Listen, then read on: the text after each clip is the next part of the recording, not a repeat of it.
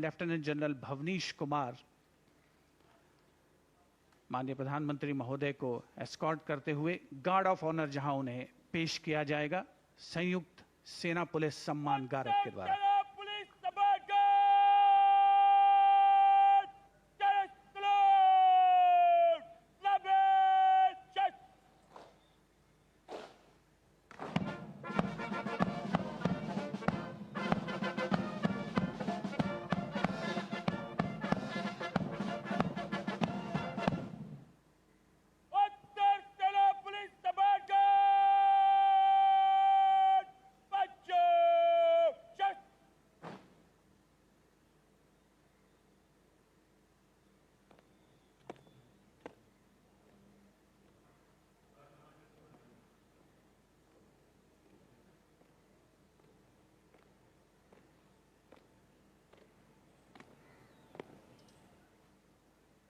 सेना पुलिस समानकर आपके निरीक्षण के लिए तैयार है श्रीमान। Commander Arun Kumar Mehta informing the Prime Minister that the Guard is ready for inspection to arrive towards the Lahori Gate side.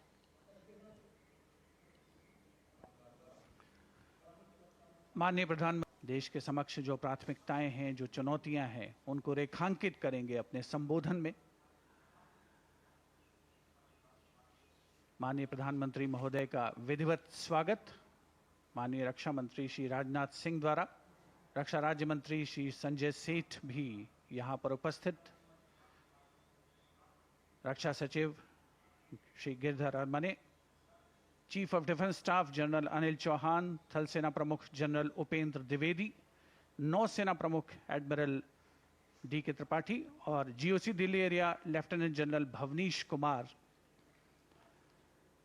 माननीय प्रधानमंत्री महोदय को एस्कॉर्ट करते हुए गार्ड ऑफ ऑनर जहां उन्हें पेश किया जाएगा संयुक्त सेना पुलिस सम्मान गारद के द्वारा।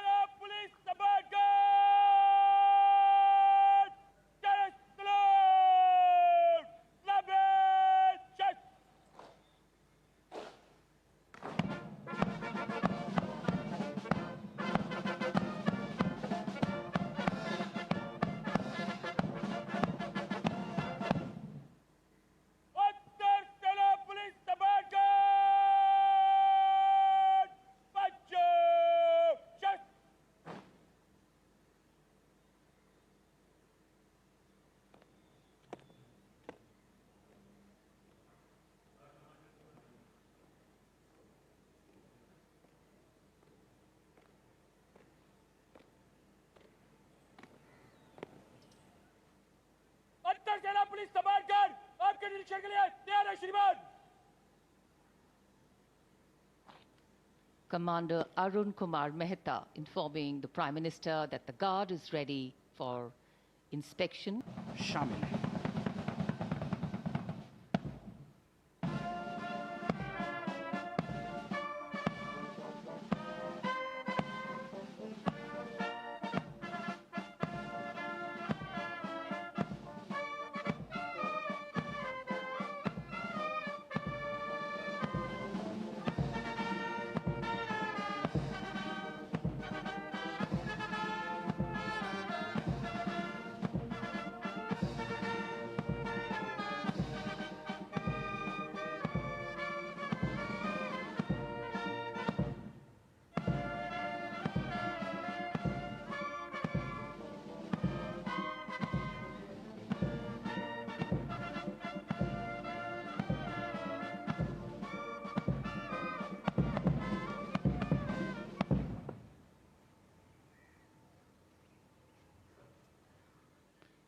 The inspection of the Guard. अब प्रधानमंत्री लाल किले की प्रवेश के लिए इसमें एक काठ का पुल है। लाहौरी गेट 41 फीट ऊंचा और 24 फीट चौड़ा, ऊंचा मेहराबदार दरवाज़ा, दरवाजे की 3 मंजिलें और यहाँ से प्रवेश करने के बाद प्राचीर पर पहुँचने के लिए सीढ़ियाँ हैं और अब तो यहाँ विशिष्ट व्यक्तियों के लिए लिफ्ट भी है। शाहजहां ने जब लाल किला बनवाया था तब यहाँ ये प्राचीर नहीं थी, इसे बाद में औरंगजेब ने बनवाया। इसी दरवाजे के ऊपर प्राचीर पर पहली बार सन 1947 में भारत का राष्ट्रीय ध्वज, हमारा प्यारा तिरंगा फहराया गया था 16 अगस्त 1947 को।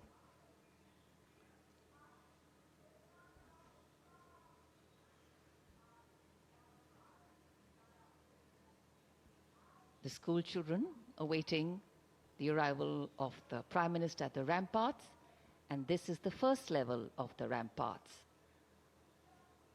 The Raksha Mantri, the Raksha Rajya Mantri, the three service chiefs and the CDS greet the Prime Minister as is tradition. In fact, today we do more than just observe tradition and ceremony. We momentarily pause and reflect on the true meaning of words that keep punctuating our conversations on every 15th of August: freedom and independence. Words that seem fairly straightforward in their meaning, but are highly nuanced in reality and real life. The endeavor of all governance. दीर्घा, जहां पर केंद्रीय मंत्रिमंडल के सदस्य मौजूद हैं, वरिष्ठ अधिकारीगण, विदेशी राजनयिक और साथ ही हाल ही में संपन्न हुए पेरिस ओलंपिक खेलों में देश को पदक दिलाने वाले वे यशस्वी खिलाड़ी, जिन्होंने भारत का परचम फहराया और देश का नाम रोशन किया। 78वें स्वाधीनता दिवस का ये पावन अवसर है। मौसम करवट ले रहा है, थोड़ी बहुत बूंदाबांदी हो रही है, लेकिन देशवासियों का जो संकल्प है, देश के प्रति त्याग और बलिदान, समर्पण की जो भावना है, वो न कभी कम हुई है, न कम होगी। माई भारत का लोगो तिरंगे में समाहित होकर के बहुत ही नयनाभिराम दृश्य प्रस्तुत कर रहा है। आज के इस स्वाधीनता दिवस समारोह को विशेष कलेवर प्रदान कर रहे हैं देश के कोने कोने से पहुंचे हजारों की संख्या में वे प्रतिभागी, जिन्होंने भारत सरकार की कल्याणकारी योजनाओं का लाभ उठाया है और देश को आगे बढ़ाने में महत्वपूर्ण भूमिका निभा रहे हैं। मौसम लगातार करवट बदलता हुआ आंख में Of foregrounding really what we all have in common and eclipsing that which makes us different. And what better celebration than today is to unite the largest democracy in the world, and today with much over 1 billion heads and hearts suffused in saffron, white and green, colors which have shed their individual identity to become one color, the color of nationhood. There is a special enclosure, again this time for the general public.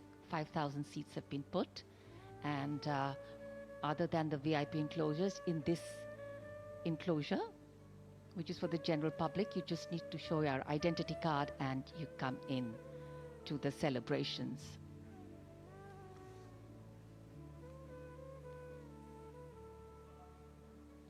Well, as we said, freedom has many forms of expression, and yes, the weather is one of them. Entertainer Police Command, Last Salute! Salome! Yes!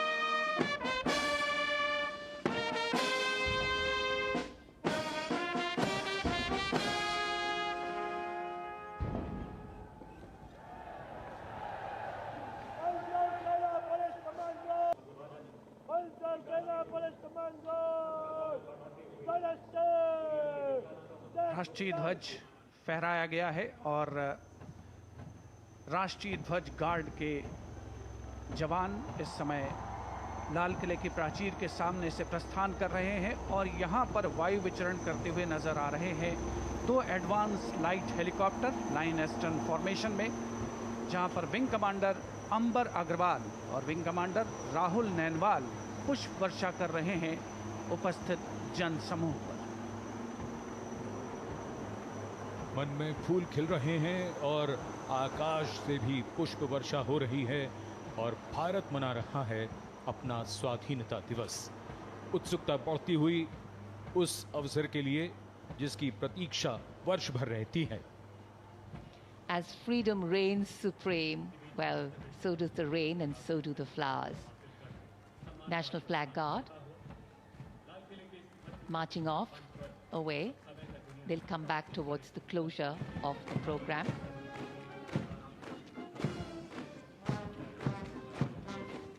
राष्ट्रीय ध्वज guard में सेना की टुकड़ी की कमान संभाली थी major Dinesh N ने। नौसेना की टुकड़ी की कमान संभाल रहे थे लेफ्टिनेंट कमांडर सचिन धनखड़ और वायुसेना की टुकड़ी की कमान संभाली स्क्वाड्रन लीडर CH श्रवण देवैया ने। दिल्ली पुलिस के जवान भी इस राष्ट्रीय ध्वज गार्ड में शामिल, जिनकी कमान संभाली है एडिशनल DCP अचिन गर्ग ने।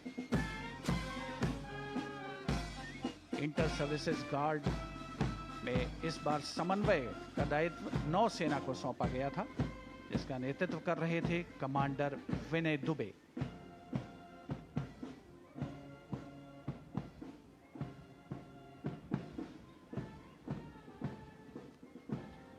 उपस्थित जनसमूह प्रसन्न है, आह्लादित है और प्रतीक्षारत माननीय प्रधानमंत्री महोदय के संबोधन की। भारत माता की, भारत माता की। मेरे प्यारे देशवासियों,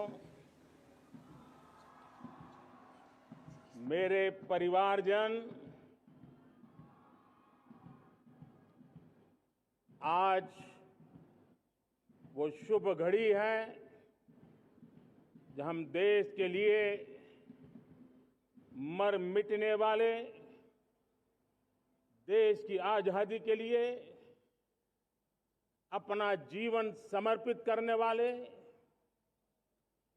आजीवन संघर्ष करने वाले, फांसी के तख्त पर चढ़कर के भारत मां की जय के नारे लगाने वाले अनगिनत आजादी के दीवानों को नमन करने का ये पर्व है, उनका पुण्य स्मरण करने का पर्व है।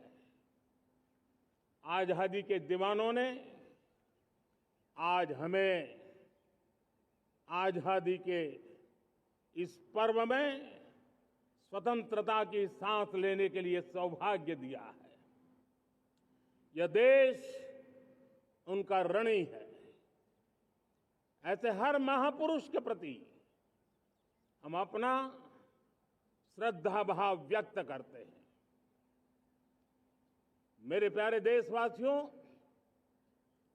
आज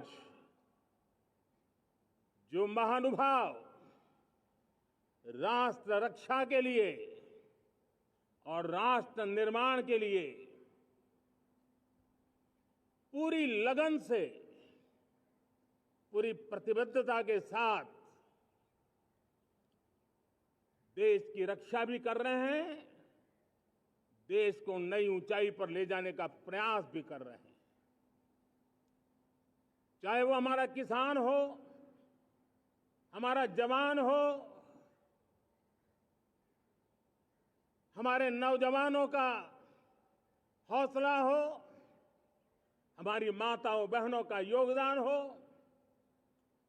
दलित हो, पीड़ित हो, शोषित हो, वंचित हो, अभावों के बीच भी स्वतंत्रता के प्रति उसकी निष्ठा, लोकतंत्र के प्रति उसकी श्रद्धा, ये पूरे विश्व के लिए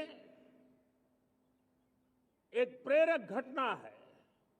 मैं आज ऐसे सभी को आदरपूर्वक नमन करता हूं। प्यारे देशवासियों,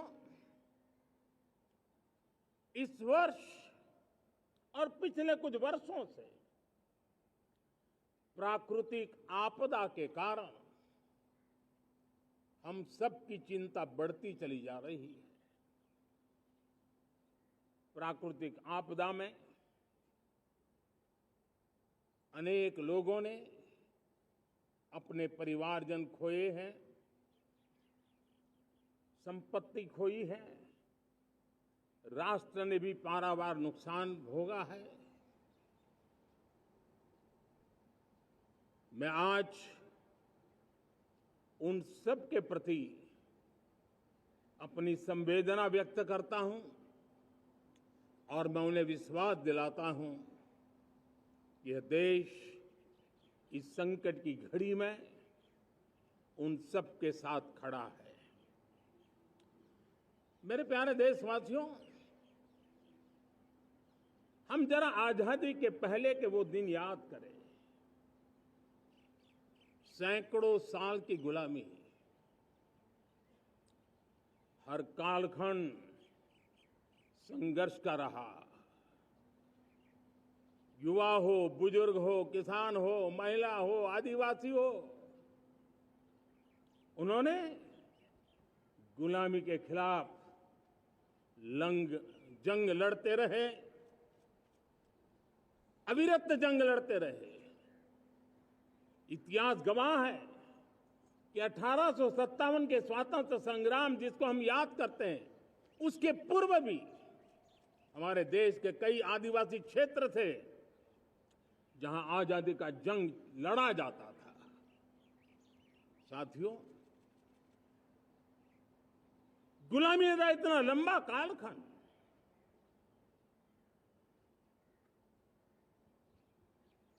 जुल्मी शासक, अपरंपार यातनाएं, सामान्य से सामान्य मानवीयों का विश्वास तोड़ने की हर तरकीब है। उसके बावजूद भी उस समय की जनसंख्या के हिसाब से करीब 40 करोड़ देशवासी आजादी के पूर्व 40 करोड़ देशवासियों ने वो जज्बा दिखाया, वो सामर्थ्य दिखाया, वो एक सपना लेकर के चले, एक संकल्प लेकर के चलते रहे, जूझते रहे। एक ही स्वर था, वंदे मातरम। एक ही सपना था, भारत की आजादी का। 40 करोड़ देशवासियों ने, और हमें गर्व है कि हमारी रगों में उन्हीं का खून है। वो हमारे पूर्वज थे। सिर्फ 40 करोड़ लोगों ने दुनिया की महासत्ता को उखाड़ करके फेंक दिया था, गुलामी की जंजीरों को तोड़ दिया था। अगर हमारे पूर्वज, जिनका खून हमारी रगों में है, आज हम तो 140 करोड़ है। अगर 40 करोड़ गुलामी की बेड़ियों को तोड़ सकते हैं, अगर 40 करोड़ आजादी के सपने को पूर्ण कर सकते हैं, आजादी लेकर के रह सकते हैं, तो 140 करोड़ देश के मेरे नागरिक, 140 करोड़ मेरे परिवारजन अगर संकल्प लेकर के चल पड़ते हैं, एक दिशा निर्धारित करके चल पड़ते हैं, कदम से कदम मिलाकर, कंधे से कंधा मिलाकर अगर चल पड़ते हैं, तो चुनौतियां कितनी भी क्यों ना हो, अभाव की मात्रा कितनी ही तीव्र क्यों ना हो, संसाधनों के लिए जूझने की नौबत हो तो भी हर चुनौती को पार करते हुए हम समृद्ध भारत बना सकते हैं। हम 2047 विकसित भारत का लक्ष्य प्राप्त कर सकते हैं। अगर 40 करोड़ देशवासी अपने पुरुषार्थ से, अपने समर्पण से, अपने त्याग से, अपने बलिदान से आजादी दे सकते हैं, आजाद भारत बना सकते हैं, तो 140 करोड़ देशवासी उसी भाव से समृद्ध भारत भी बना सकते हैं। साथियों, वो एक समय था जब लोग देश के लिए मरने के लिए प्रतिबद्ध थे और आजादी मिली थी। आज ये समय है देश के लिए जीने की प्रतिबद्धता का। अगर देश के लिए मरने की प्रतिबद्धता आजादी दिला सकती है, तो देश के लिए जीने की प्रतिबद्धता समृद्ध भारत भी बना सकती है।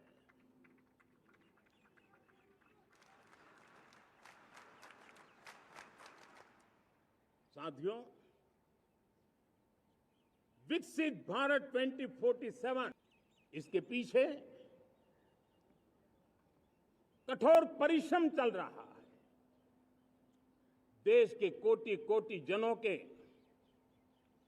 सुझाव लिए जा रहे हैं और हमने देशवासियों से सुझाव मांगे और मुझे प्रसन्नता है कि मेरे देश के करोड़ों नागरिकों ने विकसित भारत 2047 के लिए अनगिनत सुझाव दिए हैं। हर देशवासी का सपना उसमें प्रतिबिंबित हो रहा है, हर देशवासी का संकल्प उसमें झलकता है। युवा हो, बुजुर्ग हो, गांव के लोग हो, शहर के लोग हो, किसान हो, कामदार हो, दलित हो, आदिवासी हो, पहाड़ों में रहने वाले लोग, शहरों में रहने वाले लोग हैं, हर किसी ने 2047 में जब देश आजादी का 100 साल मनाएगा, तब तक विकसित भारत के लिए अनमोल सुझाव दिए हैं। और मैं जब इन सुझावों को देखता था, मेरा मन प्रसन्न हो रहा था। उन्होंने क्या लिखा? कुछ लोगों ने कहा कि दुनिया का स्किल कैपिटल बनाने का सुझाव हमारे सामने रखा। 2047 विकसित भारत के लिए कुछ लोगों ने भारत को मैन्युफैक्चरिंग का ग्लोबल हब बनाने का सुझाव दिया। कुछ लोगों ने भारत के हमारी यूनिवर्सिटीज ग्लोबल बने, इसके लिए सुझाव दिया। कुछ लोगों ने यह भी कहा कि क्या आजादी के इतने सालों के बाद हमारा मीडिया ग्लोबल नहीं होना चाहिए। कुछ लोगों ने यह भी कहा कि हमारा स्किल्ड युवा विश्व की पहली पसंद बनना चाहिए। कुछ लोगों ने सुझाव दिया भारत को जल्द से जल्द जीवन के हर क्षेत्र में आत्मनिर्भर बनना चाहिए। कई लोगों ने सुझाव दिया कि हमारे किसान जो मोटा अनाज पैदा करते हैं, जिसको हम श्री अन्न कहते हैं, उस सुपर फूड को दुनिया के हर डाइनिंग टेबल पर पहुंचाना है। हमें विश्व के पोषण को भी बल देना है और भारत के छोटे किसानों को भी मजबूती देनी है। कई लोगों ने सुझाव दिया कि देश में स्थानीय स्वराज की संस्थाओं से लेकर के अनेक इकाइयां हैं, उन सब में गवर्नेंस के रिफॉर्म की बहुत जरूरत है। कई लोगों ने लिखा कि न्याय के अंदर जो विलंब हो रहा है, उसके प्रति चिंता जाहिर की और ये भी कहा कि हमारे देश में न्याय व्यवस्था में रिफॉर्म की बहुत बड़ी जरूरत है। कई लोगों ने लिखा कि कई ग्रीनफील्ड सिटीज बनाने की अब समय की मांग है। किसी ने बढ़ती हुई प्राकृतिक आपदाओं के बीच शासन प्रशासन में कैपेसिटी बिल्डिंग के लिए एक अभियान चलाने का सुझाव दिया। बहुत सारे लोगों ने यह सपना भी देखा है कि अंतरिक्ष में भारत का स्पेस स्टेशन जल्द से जल्द बनना चाहिए। किसी ने कहा भारत की जो पारंपरिक ट्रेडिशनल मेडिसिन है, हमारी औषधि है, दुनिया जब आज होलिस्टिक हेल्थ केयर की तरफ जा रही है, तब हमें भारत की पारंपरिक औषधियां और वेलनेस हब के रूप में भारत को विकसित करना चाहिए। कोई कहते हैं कि अब देर नहीं होनी चाहिए, भारत जल्द से जल्द दुनिया की तीसरी सबसे बड़ी इकोनॉमी बनना चाहिए। साथियों, मैं इसलिए पढ़ रहा था कि मेरे देशवासियों ने सुझाव दिए, मेरे देश के सामान्य नागरिक ने ये सुझाव हमें दिए हैं। मैं समझता हूं, जब देशवासियों की इतनी विशाल सोच हो, देशवासियों के इतने बड़े सपने हो, देशवासियों की इन बातों में जब संकल्प झलकते हो, तब हमारे भीतर एक नया संकल्प दृढ़ बन जाता है, हमारे मन में आत्मविश्वास नई ऊंचाई पर पहुंच जाता है। और साथियों, देशवासियों का ये भरोसा सिर्फ कोई इंटेलेक्चुअल डिबेट नहीं है, ये भरोसा अनुभव से निकला हुआ है। ये विश्वास लंबे कालखंड के परिश्रम की पैदावार है। और इसलिए देश का सामान्य मानव याद करता है, जब लाल किले से कहा जाता है कि हिंदुस्तान के 18,000 गांवों में समय सीमा में बिजली पहुंचाएंगे, और वो काम हो जाता है,